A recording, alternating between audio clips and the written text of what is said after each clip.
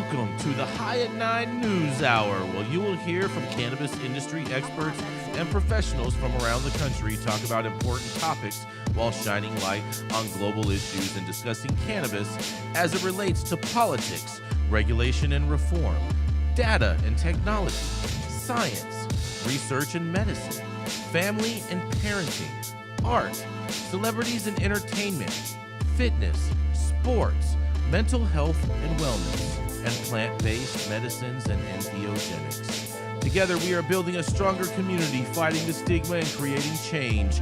With your hosts, Jason Beck and Rico Lamitte, joined by special industry expert correspondents from around the country, and daily antics brought to you by Cannabis. Coming to you live every Monday through Friday at 9 a.m. Pacific Time and high noon on the East Coast. And thank you all for getting high at 9 with us.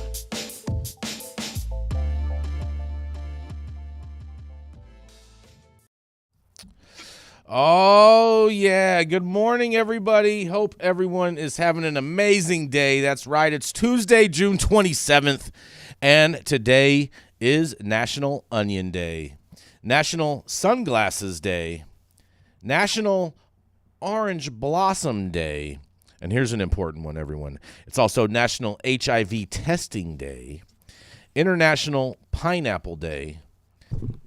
Gretchen, you're going to love this. It's National Ice Cream Cake Day. Shout out to Baskin Robbins, as well as National PTSD Awareness Day and Micro, Small, and Medium Enterprises Day. So shout out to all of the micro, small, and medium enterprises out there.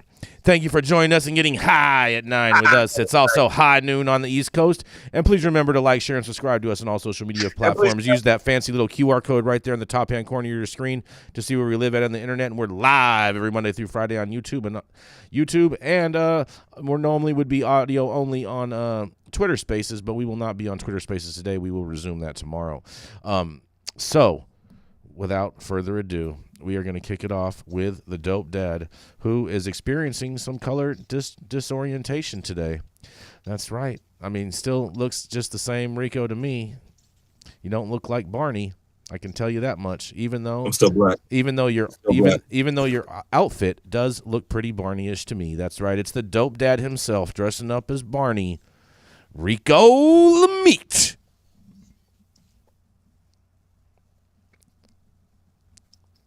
No matter what color they paint me, I'll always be a black man, Jason. Are you trying to be Prince in Purple Rain right now? Are you trying to get for the remake? Nah, I'm good. We can keep it rocking though. Prince is an icon. But my story is coming down from Canada, America's hat. And this Sunday, notable Toronto-based CIBC capital markets analyst John Zamparo wrote that even if the U.S. were to legalize marijuana, it would be no savior for canopy growth, which is burning cash despite multiple cost-cutting programs. Zamparo then dramatically trimmed his price target on canopy stock to 45 Canadian cents, down from 50 cents, writing that its debt worries are no paranoia. Sorry, I snicker a little bit there.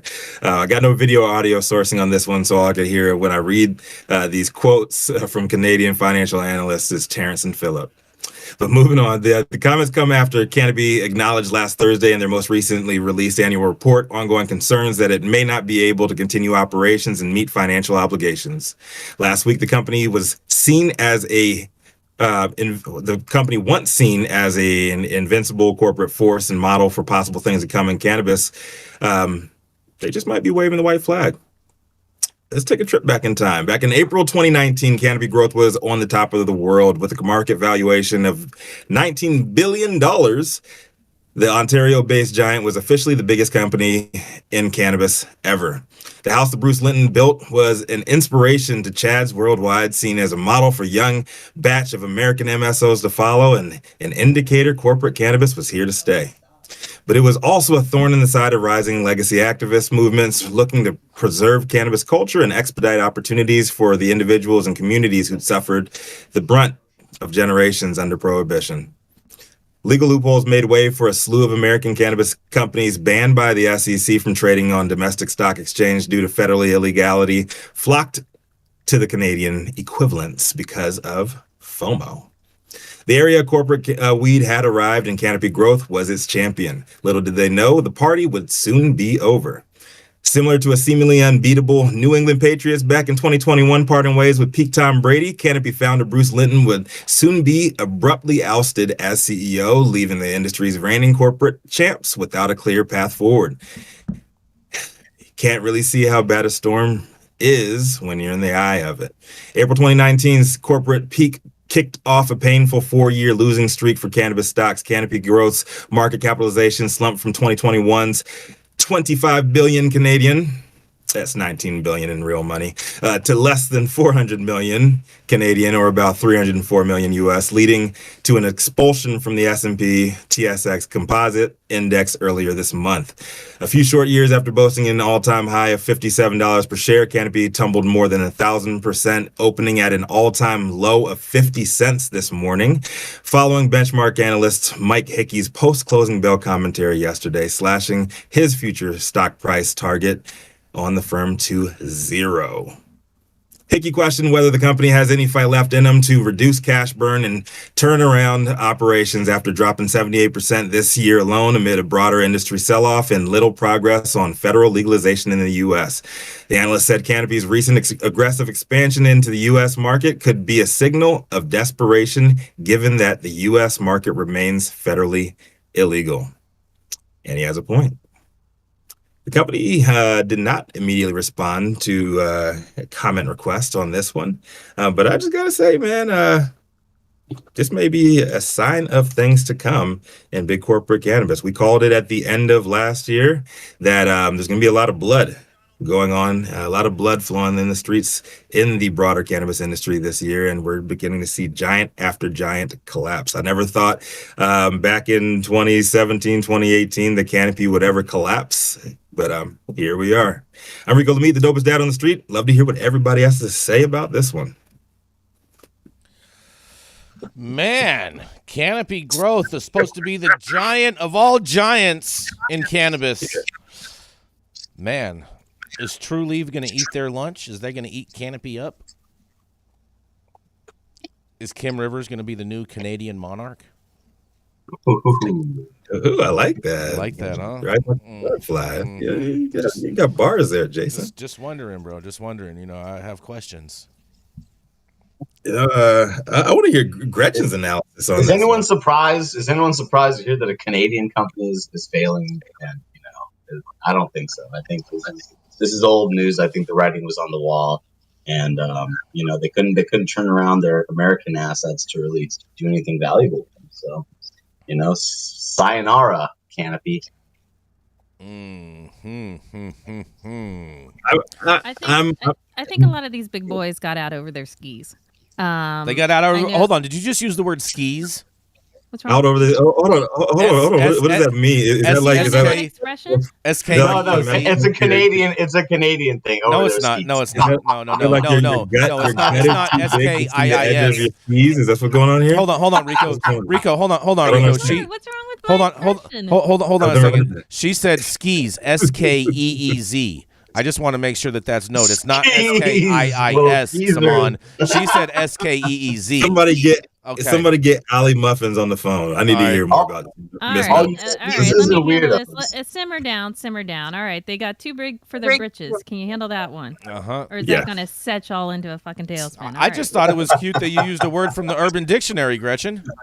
Oh, my God. Leave me alone. All right. So the point is... while I know you're not the biggest fans of True Leaves, I do believe that True Leaf might come out to be the best positioned out of the MSOs to sustain and keep going. I mean, so many of these folks, I think, Rico, how you love to call them too big to fail. No one in cannabis is too big to fail. The government, everyone is going to let these guys fail. That's not an issue. Yeah, we're not bankers. They'll let us. You keep on bringing it. They are going to let them die. But the folks who prepared. You say that. I never said that. You can't keep on saying that. You say that every other day. But on the state level, A state level is not federal level. I never said federal. I said state level. Yes, I say on any level, they have no problem letting this go down. Okay, regardless. I think Trulieve has a smaller, more scalable operation. They did not expand into a bunch of different states. They don't have the overhead that some of these other boys have. I think, shocker, a woman might be doing it best. Wait. Trulieve is in other states. It is, but not as many. That's my point. It's not as many. But that's like such a weird argument to make. Like that. Why? What is wrong with being the biggest and baddest in they failed in California. They failed here, right? They failed. No, they know their role in medical states instead of trying to go wreck. Stop that, Gretchen. They understand the value of being medical. That's propaganda right there. That's propaganda right there. Who wants to put up money on that Gretchen Gailey knows what the fuck she's talking about? You do sometimes, but on this one, you're totally wrong. Why am I totally wrong? You're totally when wrong. We're seeing folks like Cannabis fail. We see all these people who are pushing so hard into adult use states who can't sustain being in all these different states. It doesn't work with their supply chain. It doesn't work at all. But also Canada does not feel the need to intervene, and they let capitalism run its course. Okay. America does not. America would come in if cannabis was federally legal. America would jump in and bail them out. Bless your heart. I don't know where you're coming from whatsoever. America is a company. It's not a country. America is a company. That's true. That's true. America is a company. Cray. It is a company. It just is. Ever since the 14th Amendment, America is a company. That's just facts. Nothing to say? Exactly. Silence. Exactly. Crickets. I need a cricket. I wish my freaking road was working because I'd be playing crickets right now. I wish my audio was working. Oh, your audio is working, Todd. There you go. On, Todd. Yeah. Voice of reason, there Todd, we go.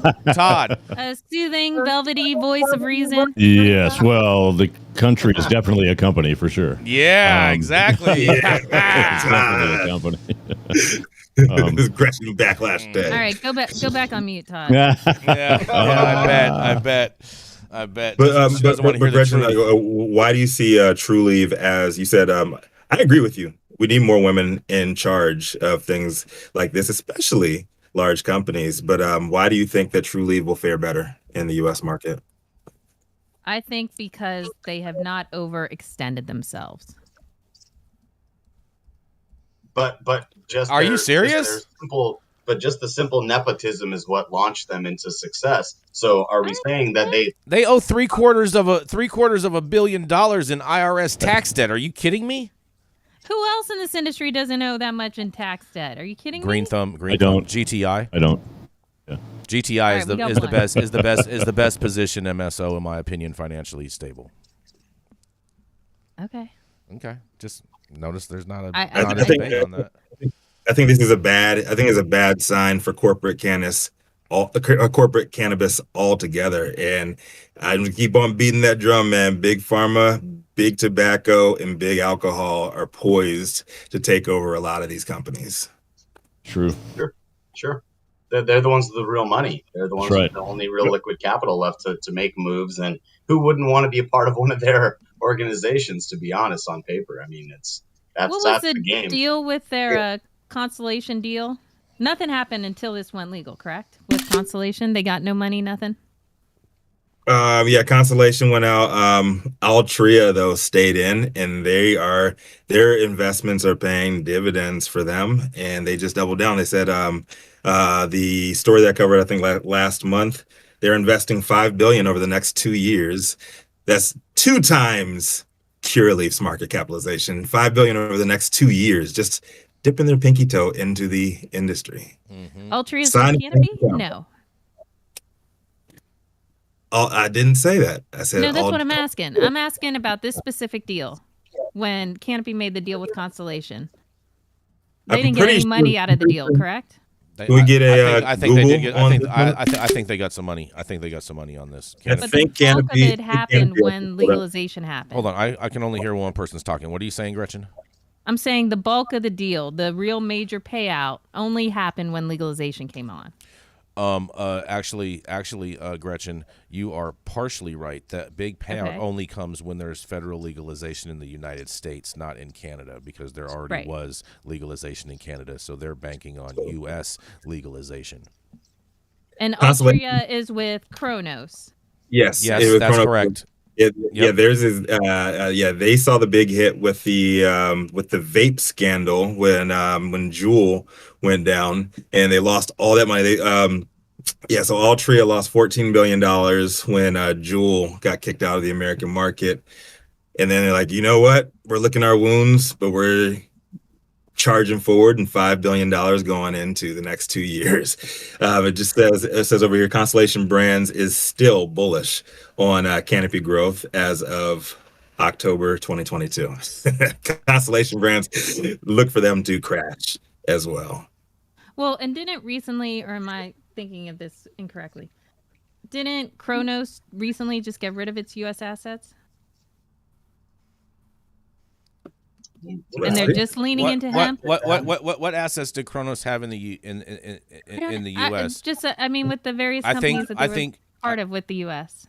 Because they were the same. They were in Canada to be public. Yeah, they're still a U.S. stuff. Well, but at the same time, they have all those companies do reverse mergers, so then that way they can actually be a Canadian company, even though that they're basically all their revenue is now basically considered Canadian revenue, even though it's still sales in the U.S. If that makes sense. Gretchen, you were right. It says Kronos pulls the plug. 4 weeks ago, Kronos pulls the plug on U.S. hemp CBD operations. They were trying to operate in the U.S. as a CBD company, and they pulled the plug on it because they cannot fight the Delta 8 brain. Well, with brand names like Spinach and Peace Naturals, I mean, who would have thought they would have shut down their? That's that hot shit, man. That's that hot Spinach. Mm-hmm. You can't fight the Delta 8 on the streets, man. The gas station Delta 8 is kicking Canada's ass right now. Mm-hmm. Right now. Oh yeah. Oh man, Amazing. This is such a hot button subject. Saman, you were saying something. Did you have anything to add on this? And I'm sorry, I have one last question. I know I'm a pain in the ass. No. Rico, does it say when Canopy's going under? Does it give a timeline? No, it just they closed at a low of 68 at the closing bell yesterday, and they opened this morning at 50 cents, and the stock is not budged at all. And all the analysts are calling for it to continue to tumble, and many are echoing that it will go to zero. Is there any volume on that 50 cents? 1 second. Well, the financial analyst is hard at work right now. Right. Yeah, dude, this is a screaming buy for InBev. Anheuser-Busch, with their struggles with Bud Light right now, should buy canopy growth. Mm-hmm. Straight up. All right, so they're down to 49 cents now. Oh, pennies. It's a downward spiral. It's all downhill from here. Oh, they're down to 375 and a half market cap. Can these stocks go into the negative? No. Yeah, of course. Well, they can go sub penny.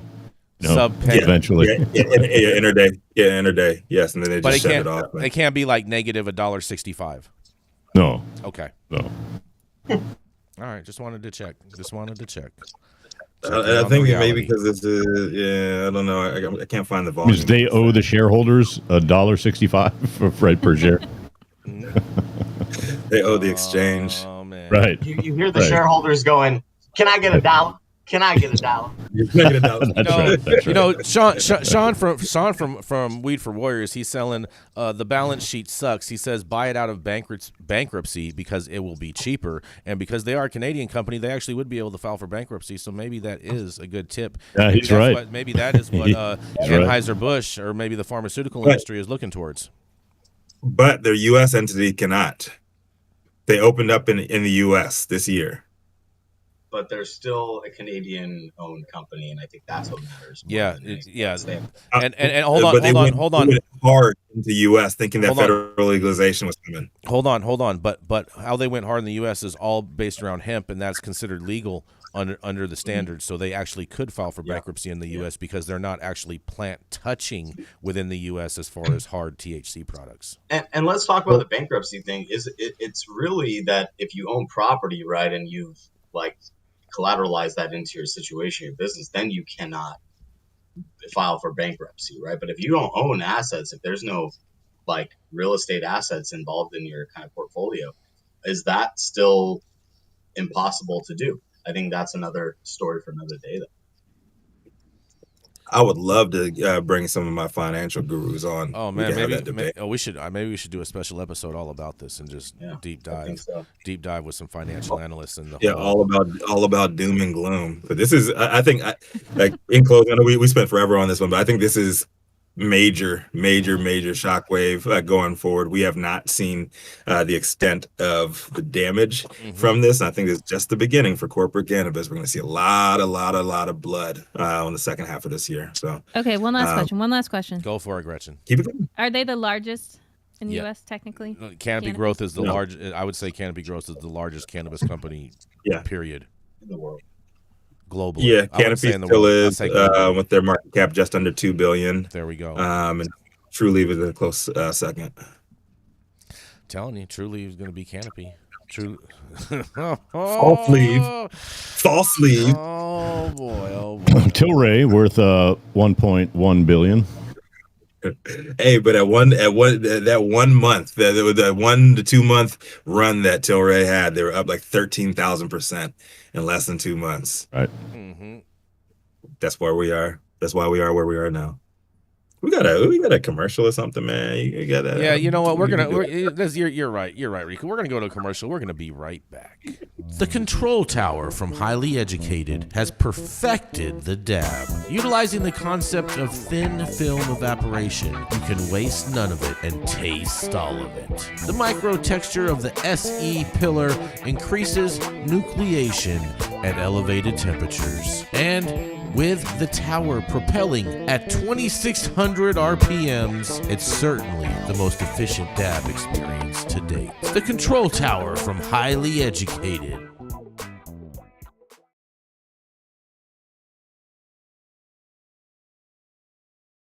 Boy, here we go. Are you serious right now? It in the commercial, man. Sounds like a marketing word. You don't know what a nuke is. First of all, you don't know. It's a science word. You don't know what a nuke is, Rico? Jeez, Cannabis nukem. That's what nucleated means. Yeah. Totally nucleated. Yes. It's actually in this term it's referring to actually where the oil is vaporizing from. It's like that, it's called theoretical plates in distillation. So when this stuff vaporizes off of a thin film, it's creating little places within that surface area that the oil is vaporizing from, and they call that the nucleation site. So that's that's what that means. Chemistry 101 with Saman Razani today at High at 9 News. It's actually thermodynamic. Oh, thermodynamic, huh? There you go. There's magic involved in science. I'm confused now. There's thermodynamic magic involved in science. I just want to make sure. No, thermodynamics is just the physics of all of the. Oh, I thought you said thermodynamic magic. Okay. It's thermodynamic. Okay. I'm sorry. I asked Professor Razani. Exactly. Hey, well, you want to know? You better be ready for the answer. That's all I got to say, Rico. You can take this offline. I love it. I like it. All right, he's the industry's longest continuously operating retailer, known to many for smoking the best weed in the world. He's a tabletop stretch artist, but smoky vanilla, and creator of the word nucleate. Come to the stage, Jason Beck. Oh yeah, man! I'll tell you what. I got a funny story today. Hope you guys enjoy it. But do you guys remember Pizzagate? Do you remember that, Rico? Gretchen does. I'm sure Gretchen remembers Pizzagate. Move along. All right. Next. Well, slow down, Gretchen. Whoa, ease up. So today, my story involves pizzas. That's right, because a fake Los Angeles pizza shop turns out to be an illegal drug extraction lab, officials say. That's right. Officers exposed a Los Angeles pizzeria last week for producing illegal THC instead of Italian cuisine. A pizza shop next to the pet hospital in LA's North Hollywood neighborhood turned out to be the illicit super lab, cooking up illegal THC concentrates, according to the Los Angeles Police Department. The lab extracted THC honey oil, which can explode, causing injuries, property damage, and occasionally death. LAPD commanding officer Liam L. Carranza said on Twitter's, sharing photos of the facility. It's Lillian L. Carranza sharing photos of the lab. And Adam, if you can pull that photo and put it behind me, that would be great, of the tweet. I'm not sure if you can, but if you can, that'd be great. Photos of the lab shared by the officers shows what appeared to be a functioning brick-and-mortar kitchen with pizza boxes labeled, in quotes, hot and fresh pizza to go. What doesn't appear to be in any of the photos is pizza. Instead, the photos show batches of THC honey oil among boxes placed on the cooling racks. In a tweet by Lillian Carranza at LAPD Carranza, she says, "Let's just say it's not pizza!" Commander 70 David, show me code 6 with hashtag GND Lab Squad 7300 block of Radford at LAPD North Hollywood Division. Your lab squad working to dismantle and render an illicit super lab. Safe operating in a business area next to a pet hospital, doing their part to keep the community safe. If you hear or see or smell something, at LA Crime Stopper 1 at We Tip INC, reads the tweet. LAPD did not clarify whether they have arrested any suspects who worked on the laboratory, and USA Today has reached out to LAPD for comment, and in a quote, we've heard of secret ingredients, but this takes the pie. It seems like criminals are getting more creative day by day, LAPD wrote on an Instagram post on Friday. Quote, from Fox, FAUX vending machines to pizza-making trickery, we are all well aware of these sneaky things, keeping our city safe, one clever bust at a time. This super pizza lab won't be making any more deliveries, end quotation. The exposure follows LAPD announcing that one of the department's canines sniffed out illegal contents from a vending machine in Gardena, California warehouse, and KTLA reported on June 16th that Ventura County Sheriff's Office deputies served a search warrant where their police dog led them to discover 15 pounds of heroin and a kilogram of fentanyl and an assault rifle and thousands of dollars in cash. Well, I'm not sure if that story is related, but it was all in the same news story, so I'm not 100% sure on that part, but it doesn't sound like they found any fentanyl in the pizza parlor.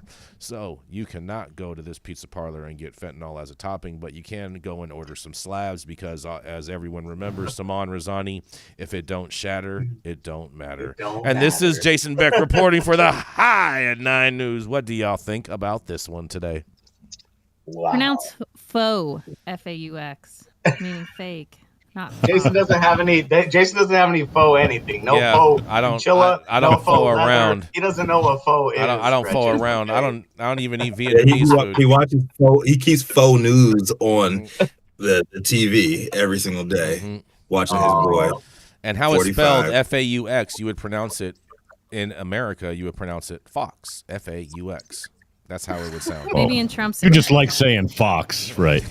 I didn't say Fox. I said Fox. It's very different. You have to accentuate the U. Yeah. You have to accentuate the U. Can we talk about the real issue here? Is we don't even know if this place was actually a pizza place or they just had a bunch of slabs and pizza boxes and the cops thought it was a pizza spot. I think how smart cops are. I think from the outside they did make it look like a pizza place. I think. But didn't they say it definitely was fake? 100% it was fake. Yeah, it was like. What do you mean? Yeah, they had a BHO machine in the back where the pizza ovens were supposed to go. Gretchen, come on, No, hold on. They had. Remember that guy in New York who was put weed on the pizzas and they were getting all upset about that. Yep. Oh, that guy was just an innovator. They were just that guy was not an innovator. He was an idiot. Trying to stamp out the entrepreneur. That guy was an idiot, Saman, not an innovator. There's nothing innovative about putting cannabis on food. I'm sorry, it's not like it's something new. It's not innovative. It's novelty. I mean, in a place where every square inch has a pizza parlor, that you can get pizza. That guy was, I would say, pretty, out of the box. Mm-hmm. But out of the pizza box, should I say? But no, look, these guys just had a shit ton of pizza boxes there.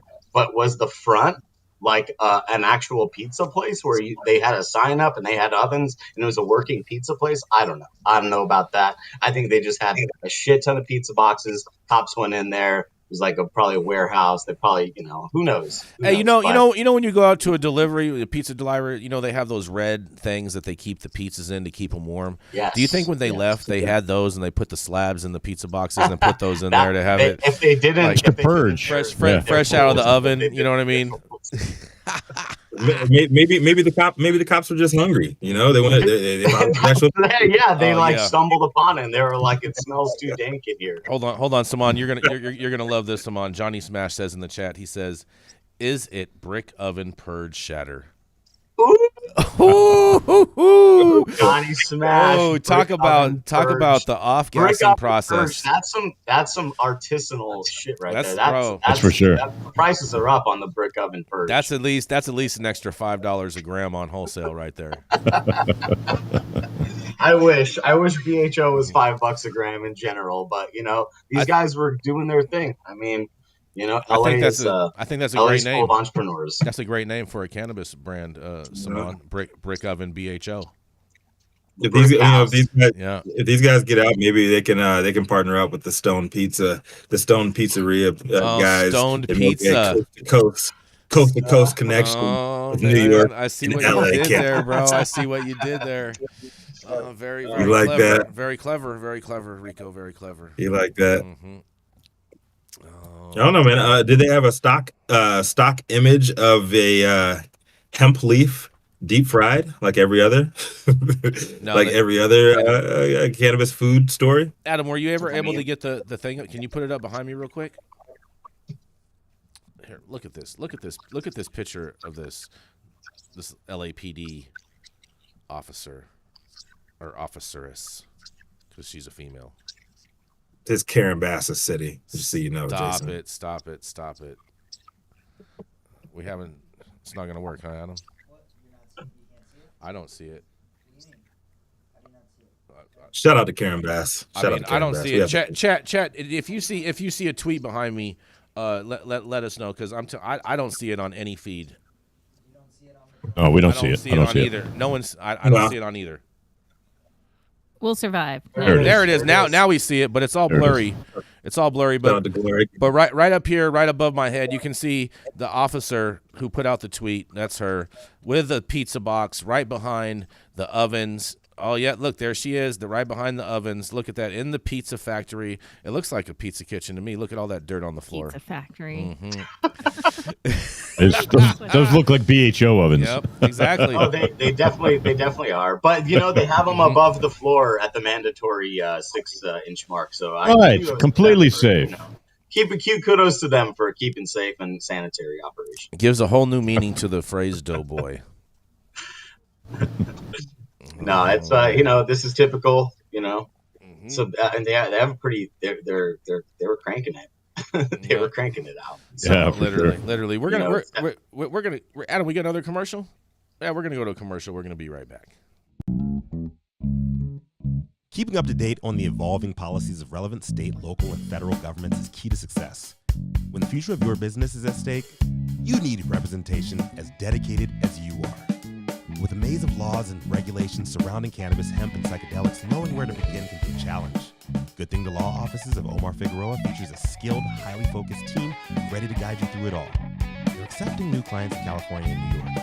So make sure you check them out at info@omarfigueroa.com.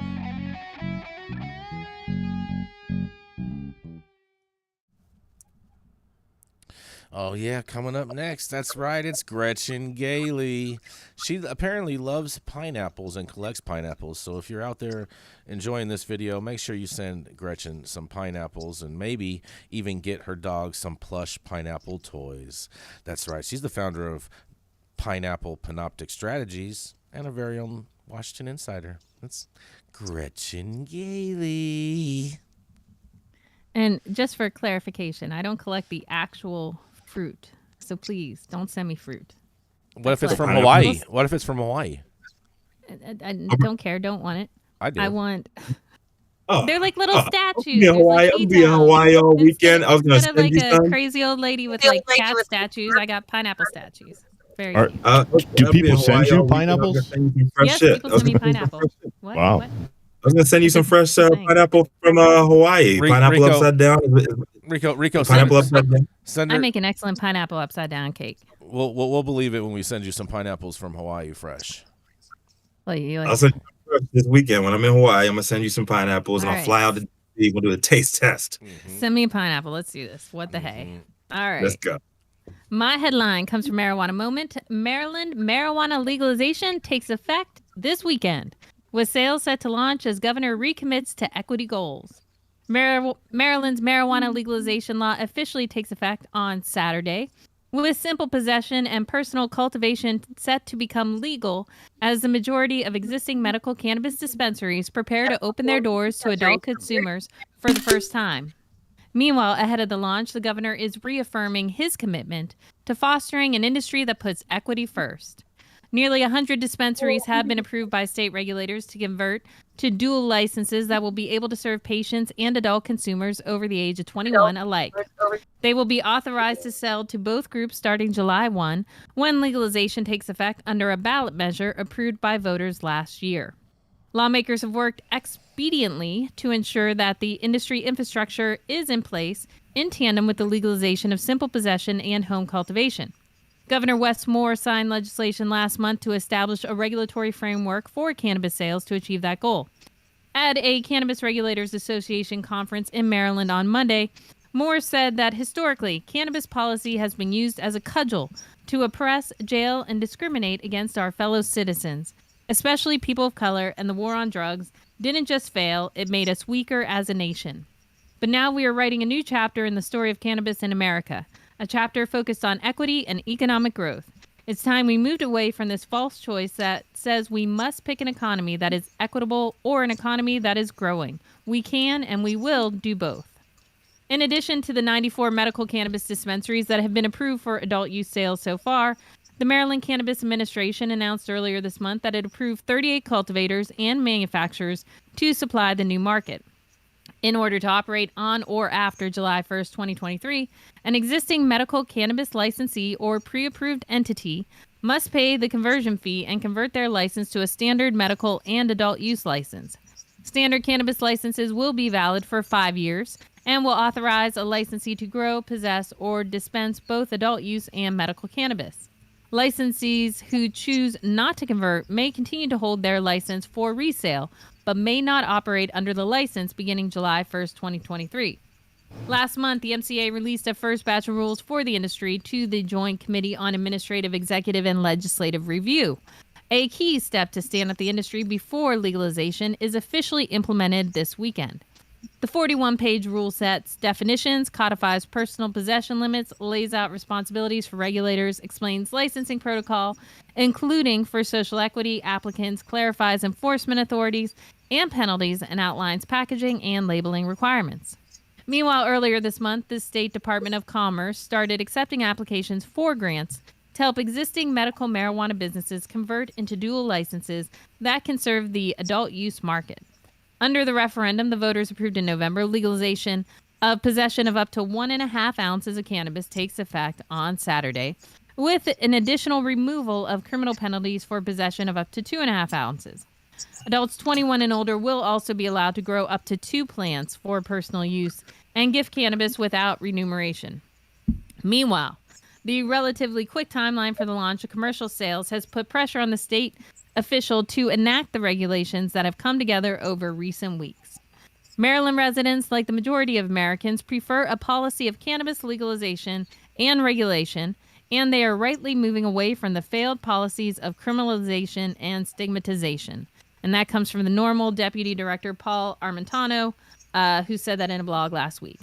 I am looking forward to Maryland coming online. I don't live in Maryland, but I see it as a key part of the Mid-Atlantic into helping this wonderful industry flourish. This is Gretchen for High at 9 News. How long do you think it's going to take before everything's up and running? It is up and running. I don't think it's going to take any time at all. These are all medical dispensaries that are transitioning. So it sounded as if it said there are 38 new licenses in addition to the ones they already have. So all they have to do is just change tags, just like in Colorado, just like anywhere where it's medical. Just like New York's about to do. But yeah. I mean, yeah, but that's just like that's like the whole stupidity of it all, right? It's just like come on, like it's all the same. Let's start with the adult use, and then allow medical patients just like here to maybe allow them to purchase tax free because their medical condition and give them the exemption.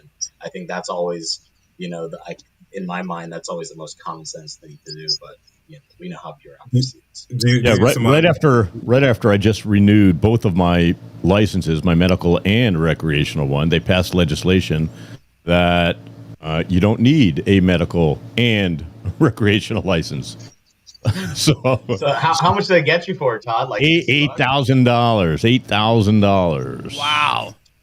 8,000? Good job. I got a question for y'all, and I know, Jason, you are a big opposer to the term, quote unquote, high potency cannabis. Do you think that we are going to be headed into a 2-tier legislation on a federal level, where we're going to have cannabis to a certain level of THC in it that's available over the counter, and then we're going to have high potency stuff that you need a prescription for? We already do have that system, Rico. If you look at hemp, because cannabis is all the same plant, so we technically do have that, because anything over 0.3, or did they make it 1 full point or whatever? Well, I'm talking about the next level. And what I'm telling you is, and what I'm saying is that we already have that situation. We already have that, where you can go in theory. That already exists. That already exists. I'm talking about set in stone, like in the near future. Are we going to see like maybe like something up to 30% is available at recreational or adult use dispensaries? You're going to have to go to a pharmacy to get actual extracts. Is that what we're going to see? If we go to Schedule 3, that's a possibility. If we go down that road. Okay. I think you would see considered high potency THC a lot lower than 30%.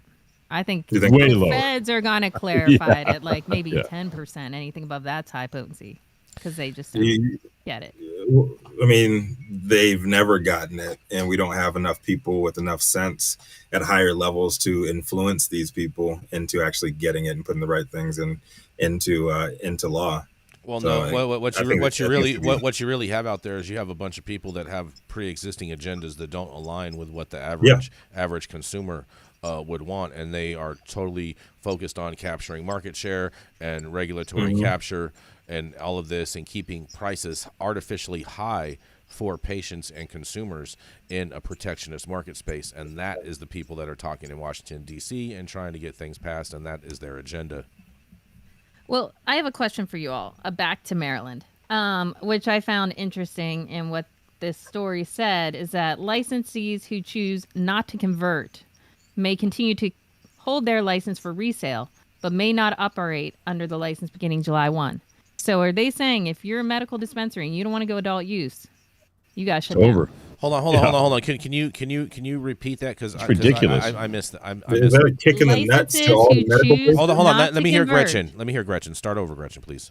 Licenses who choose not to convert may continue to hold their license for resale, but may not operate under the license beginning July 1. They cannot operate under their. So you're basically saying that by default their license expires on July 1 unless they convert to adult use. You can have it to resell it to somebody else, but unless you're going to be if you aren't going to convert to adult use, then I don't So think long, I don't see you think later. that I don't think that applies to retailers. I think that is meant more for producers. How that's worded to me, Gretchen. I don't know. That would deal with manufacturers and cultivators, in my opinion. Why? Because Sounds like Where in the world are you Because- getting that it's about processors? Or because what you said is that they can hold their things for resale. Okay. Let me give you the sentence before it. Okay. So they're Standard holding cannabis licenses will be valid for 5 years and will authorize a licensee to grow, process, or dispense both adult use and medical cannabis. Licenses who choose not to convert may continue to hold their license for resale, but may not operate past July 1st. Exactly. To me, Okay. that says No. that if you are not willing to stay medical, No. they're going to shut you down. Nope. That is not what that says. That is not what I'm going to tell you what this actually says. So what they're saying, okay, what they're saying is that basically in Maryland you're allowed to be vertically integrated. So you're allowed to manufacture and allowed to cultivate. And they're saying that if you do not choose to transition into the adult use marketplace, then at that point you are only allowed to be a retail store. You are not allowed to cultivate or manufacture anymore as of that July 1st deadline. That's what that means. I don't Forced know if I You're buy your welcome. assessment, but You're all welcome. right. You're welcome, Gretchen. Just spitting facts I and don't- truth for you. I think it's may not operate. I think that means cease to exist. May not And if that's may true, not operate, but it says that you can continue to resale, which means that you would only be able to sell adult use products to the general. No, I think it means you're going to resell your license. you You're can not Saying gonna that you can no. sell your license. No, You it can sell doesn't. your license. No, You can't no, operate, no, you can sell your no. license. I'm not buying that one. Not buying. All right, that. I'm digging into this. I'm calling some folks around. All right, you dig in. You get your shovel. You get your pickaxe. But dig to in. me, Hey, I think that might be an interesting pathway for states like good old California and others who haven't been able to get the adult use to come online in certain communities. Gretchen, to entertain us, can you please make that another $100 bet? Sure, what the hell? It's not like Jason's ever going to pay me, so. Stop it. Stop it. We have digital proof. Are you on all willing these- to take the bet, Jason? What, Bet that I'm right, you're wrong? let's define the bet. That I am saying, if they are no longer allowed to operate as a medical dispensary unless they switch over to adult use. That's what I'm saying. No, that can't be what you're saying. That's exactly Because- what I'm saying. No, because you're already agreeing with me because that's exactly what I said. As I said that the point if they choose to not renew their license, they will only be able to operate as a dispensary. They will not be able to cultivate nor manufacture products anymore. They will only be able to resell the finished CPG goods. That's what I'm saying. I'm saying if you do not go from medical to adult use, you will cease to exist. With all licenses. Yes. Cease to exist with all licenses. Yeah. I'll take a $100 bet on that. All right. Thank God. Next. Why not? What the 100 heck? We had a commercial. We had halftime. Adam, I think we need to start making an Excel sheet with all of these. I would like these noted down on the days that the bets are made so we can have the proof to go back to Jason Beck instead of us having to rewind the tape every time. Hold on. Adam, are you coming in? Are you chiming in, Adam? Adam, I come mean, on, this Adam. is possible. We could do this. This is possible. Yeah, June we can do that. 27th, another bet made. All right. Maryland, Gretchen's That's right. right. Another $100 Jason's in wrong. Jason's pocket. How do you feel about this, Jason? we need to have a file with all the links, just like quickly going to all the absurd shit that Jason says, just so we can bring it up. Well, then if that's I the don't think we case, have servers to hold all that. is that Yeah. if that's the We case, need live fact checkers. There's plenty of people just got laid off from CNN. we're gonna Let's have get them on. we're gonna have Let's get way 'em out. more. We're gonna have way more sound bites of Gretchen saying, "I hate to agree with Jason, but Jason's right." That's gonna be the That's going biggest to be a sound bite very from this short, entire very show. short. It's the longest sound Well, bite ever from let's this keep it show. rocking here. Do we have any ads left? You know what? We're real short on time. Let's go into Todd. Let's go. We'll roll into Saman. Let's do it. This golden-voiced, Las Vegas-based dope granddaddy is the co-founder of the Smuggleverse and president and founder of Digipath Labs, a 30-year media producer, director, and editor. And he also did 13 years of C-suite cannabis executive justice. Coming to the stage, Todd Denkin. And the crowd goes wild. Thank you, Rico. My story from High Times. The Senate committee approves a bill allowing the VA to recommend pot to veterans in legal states. Veterans' demands are finally being answered with the passing of an amendment dedicated to the access of medical cannabis. The Senate Appropriations Committee approved a spending bill last Thursday that includes an amendment allowing the U.S. Department of Veterans Affairs doctors to recommend medical cannabis for their patients in legal states. It will now move forward as part of the approved legislation that funds the VA for the 2024 fiscal year. The amendment, which passed via a voice vote, was sponsored by Senator Jeff Merkley, a Democrat from Oregon. It will lead to the same results desired in a standalone bill refiled in the House with bipartisan backing by Representative Earl Blumauer, another Democrat from Oregon, and Florida Republican Representative Brian Mast, who lost both legs while serving in the Army in Afghanistan. Collectively, they are the co-chairs of the Congressional Cannabis Caucus. More recent measure that just passed in the Senate Appropriations Committee simply says in states that have a medical cannabis program that a veteran's doctor can walk to their veteran patient, they can talk to their veteran patient about the pros and cons of medical cannabis and fill out the proper paperwork should a veteran decide to participate in a state program where such paperwork is required, Merkley said. The amendment yields the same outcome as the Veterans Equal Access Act, which has not been implemented despite passing in committees and clearing for floor approval multiple times with bipartisan, not to mention veteran support.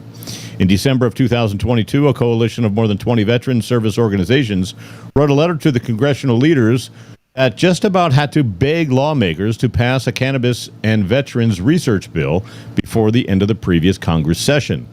The letter reads, quote, "For decades, many veterans have called for medical cannabis as an option for treating the unseen wounds of war and other injuries sustained through service.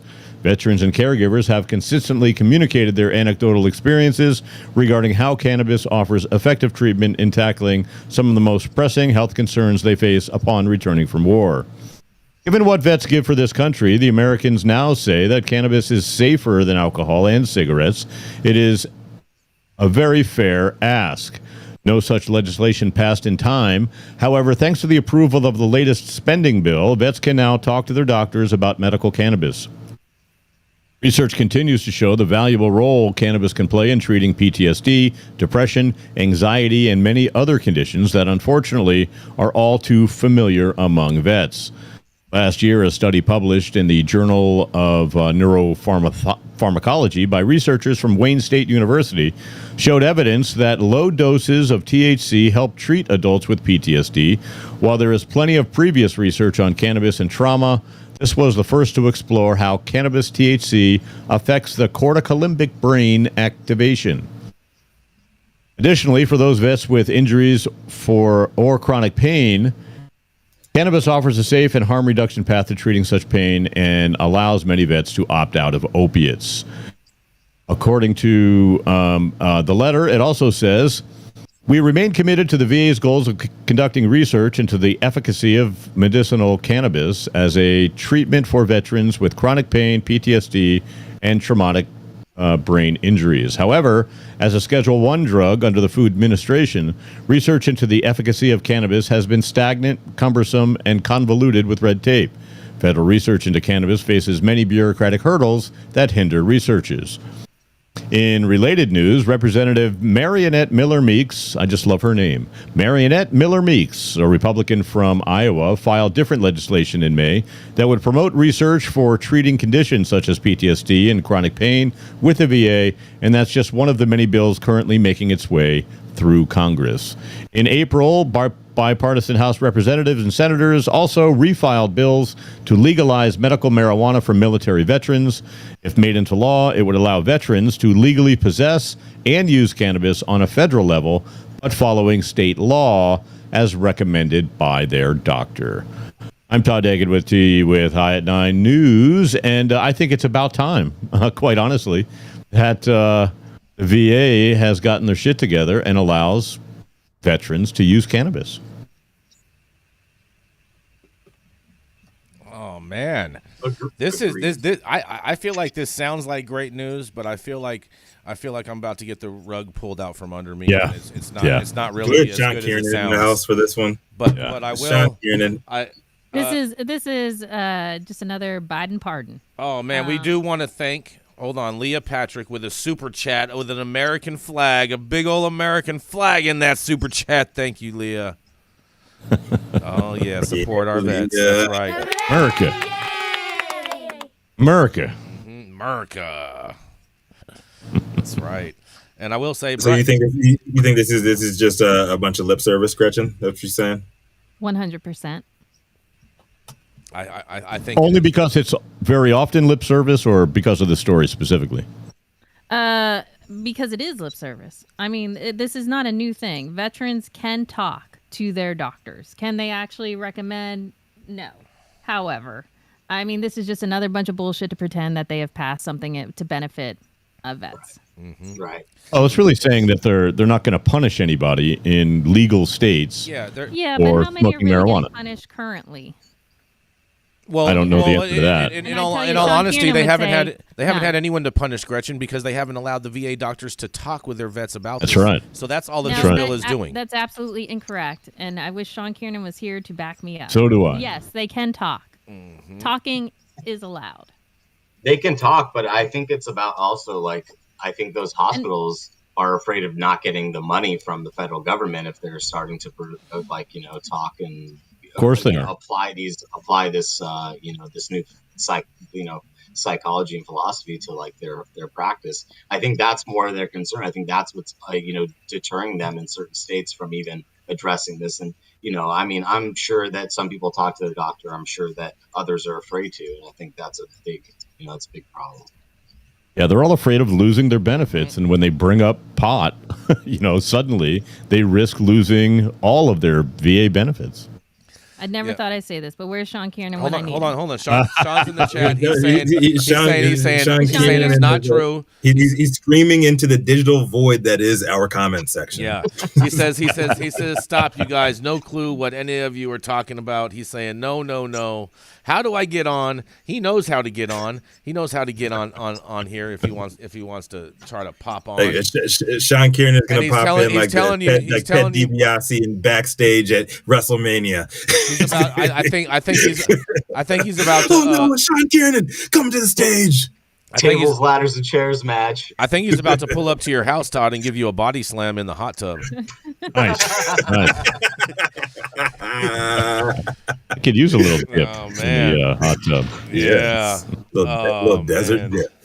That was fun. We're gonna keep it moving. If Sean figures out a way to get on here, we tell him to call me and I could probably patch him in. No, I mean Sean knows how to get on the Discord. Sean has came onto this platform before. He knows how to do it. He's just playing dumb right now. But nonetheless, we're gonna. Is he playing? Is he really playing? Oh, I'm gonna let you be. I'm gonna let the people be the decider in that. You know what I mean? But. We're going to go next to Saman Razani, going to land this plane for us. He is the plant formulation specialist, product formulator, who reminds women over 50 how to say hello again. That's right. It is Mr. Saman Razani. Thank you very much. Thank you very much, people. Happy Tuesday. All right, I'll get into this quickly. This is actually a story near and dear to our host's heart here. This is talking about Jason Beck's hometown, Pittsburgh, California, and just the East Bay, the grimy. So Antioch, California. This is, by the way, this is from Fox KTVU 2. This is in the Bay Area. State Cannabis Control Department processing evidence in massive Contra Costa County raid. Antioch, California. California's Department of Cannabis Control is processing evidence from a massive crackdown on illegal cannabis operations in Contra Costa County. The state task force led raids in 20 indoor growing operations in the East Bay. Investigators say that they seized more than 17,000 illegal cannabis plants worth some $15 million. We'll do that. The state task force led operations were in Antioch, Brentwood, Discovery Bay, and Pittsburgh, California. Jason's hometown. Many of the operations were stealing electricity and water. Hey, there's some feedback. Yeah, there's a lot. Hold on, Saman. Hold on, Saman. We have Sean Kiernan. Sean, he just mute popped yourself. on. He just popped in. Sean, You all right? Rico, mute He's yourself like for the a second. guy who calls into the radio show and has the radio show on in the background. Yeah, everyone mute themselves real quick. Saman, proceed. All right, we're almost done. Yeah. We're almost done. Hurry up. They seized firearms during the June 20 raid. Many of the operations were stealing electricity and water. So far, the task force has made no arrests, but several locations were red tagged for safety and code violations. And they break down like where they raided. There was the most were in Pittsburgh, Jason. 10 raids in Pittsburgh, and these were like homes, not commercial buildings. Maybe some of them were commercial buildings, but that's my story. That's Saman Razani reporting for High 9 News. Northern California on the raid game. What do y'all think? I mean, none of this surprises me. I mean, Pittsburgh is trap city. Antioch is trap city. None of this is any type of any surprise that this is going on in homes all throughout Contra Costa County. Zero surprise here. The Bay don't play. Mm-hmm. What I am surprised But to we see, got Sean Kiernan. What I am surprised to see, though, Saman, is I'm actually surprised to see actual enforcement going on. So we shall What do you see. mean they got all the tax dollars to go enforce? No, they don't. No, they don't. Stop. Oh, really? I'm surprised to see Jason Beck being scared of Sean Kiernan getting up to tell him he's wrong. I'm not, and he's not telling me that I'm wrong. He's about to tell Todd he's wrong. But we're going to let Sean proceed and bring it, Sean. Sean, what do you have to say about Todd's story? Voice. Yes. I mean, I'm so tired of correcting Todd. Gonna unmute yourself now. I got to unmute myself. Okay. No, we hear you. We hear you, Sean. I'm unmuted. Todd doesn't know what he's talking about once again. Exactly. Yep. Since There we go. 2015, I've been telling Todd the tax regular model is a disaster. Since 2016, I've been telling him he's wrong about almost everything he believes, and I've been right. So let me tell him once again, why Todd is wrong. Okay, first of all, Connet versus Water in 2010, a legal case decided by the United States Court of Appeals of the Ninth Circuit, affirmed the right of physicians to speak about and recommend medical marijuana. The ruling set precedent protecting doctors, patients, and state medical marijuana programs in the 10 states of the Ninth Circuit. The government appealed the case, but the Supreme Court declined to take the appeal in a brief noted dated October 14, 2003. That is the president's. Doctors have free speech. They can talk to their patients about anything they damn well please, and it's law. Second, the Veterans I'm happy about Marijuana Act, introduced last year and passed in December. Grassley-Feinstein, Title III, says it shall not be a violation of the Controlled Substance Act for a state licensed physician to discuss the currently known potential harms and benefits of marijuana and marijuana derivatives, including cannabidiol, as a treatment with the patient or the legal guardian of the patient, of the physician, if the patient is a legal adult, or with the legal guardian if the patient is a child.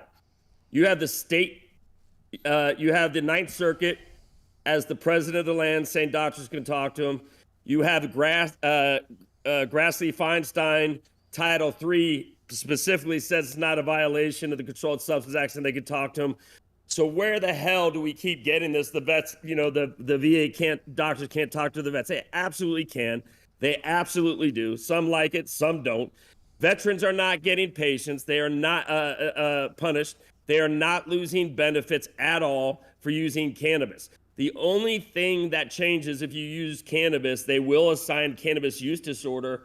And that prevents if you want to use opiates or another addictive medicine because they classify you as an addict. So anything like ADD meds, opiates are very hard to come by because they don't, if you're using cannabis, you can use cannabis. You can't use the addictive meds. They will change your treatment. That is it. End of story. All this is a continuation of Washington, D.C. pushing for something that doesn't need to be done to make it act like they're doing something. And the press continuing to gobble it up because we don't have a press. We have a joke of a fourth estate, and we're not doing our veterans any favors, and we're not doing the cannabis community any favors by continually pushing and celebrating this nonsense pushed by our congressional, overlords. End of story. So, I'm happy that I was wrong there, and I'm happy that the veterans are not getting in trouble, and I'm happy that they can all smoke weed and be comfortable doing it. Well, let me tell you why they can't all smoke weed comfortably. Because we got a disaster of a legal policy put together by a few pseudo geniuses who thought they were going to tax and regulate Like Adam Berman said to Jim Cramer in 2016, and Jim Cramer said, "Why should I buy cannabis stocks? They're expensive and they're not making much money." And Adam Berman, in his infinite wisdom, said, "Well, Jim, because we live in the most strict zoning requirement and limited licensing model known to mankind. These idiots thought they were going to be given an oligarchy and it was going to work. They didn't count on the black market." I'm going to say black market. If you don't like it, I don't give a shit. As their competitor. This thing is a fucking disaster, and I'll use that word. And everyone here is jerking themselves off because they're not talking about the reality of what's going on. Is a jerk off related? Is that cousins with a jag off, Gretchen? No. Oh, okay. I think it's a brother. I mean, they both have. I would like to thank They both have the Sean same last for name. Reconfirming what we already knew. Mm-hmm. I was right. So let me ask you, Sean, is it legal now for veterans who smoke weed in states that have legal weed? Veterans are smoking in all 50 states. It's not affecting their VA benefits. How about that? Okay, great. Veterans have access issue. They have an access to legal cannabis issue because of the cost and location, especially in places like California where 60% of the state has no access.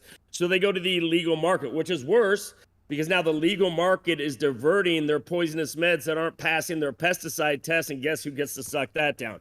Veterans. God bless America and the cannabis community who's doing a rear-end job on the veteran community and the patient community in hopes of seeking their riches they're never going to seek because it is a broken model. Sean, where's Bowser? Bowser's outside. Mm-hmm. Aw, I love Bowser. Yeah. Oh, actually, here he is. Yeah, where he is. Where's Hey, Bowser? Bowser. Oh, yeah, there he buddy. is. Oh, Hey, buddy. yeah, there's Bowser right there. Oh, Beautiful yeah, dog, Bowser Sean. the Mastiff. Hey, Todd, I think we should do Bowser pool parties in Vegas. You can be useful in that. Oh, Oh, God, here we Thanks. go. Appreciate Here that. we go. Maybe Bowser should come over and meet the dude. Oh, man. We can do that. That sounds like a whole nother. Are you going to ever beat me in poker and win your money back? Hold on, Sean. Wow. Are you ever going to show up again? Oh, Man. You took the money and ran. Uh-huh. You know? Well, Stop wait, showing up. sometimes I could take the money and not feel bad. I gotcha. All right, you guys. I don't know, Sean. I got nothing but love for you, bro. And I feel all this hatred. Oh, man, there's no. It's like a brother. When you say something wrong, it makes me more mad than if it's just some random person. Because you know, Bro, I was reading an article that I thought was valid, but I thank you for clearing that up for me. there's about, you know what percentage of articles in the press are valid? It's mostly just propaganda puff pieces to fill lines because they don't actually pay writers. They don't pay editors anymore. It's just a marketing gimmick. And you know that. And we know that. Mm-hmm. And we got serious problems in this country because we have literally let the idiots, the trust fund kids, the rich people run amok, and they have no clue what the rest of America goes through. Oh, yeah.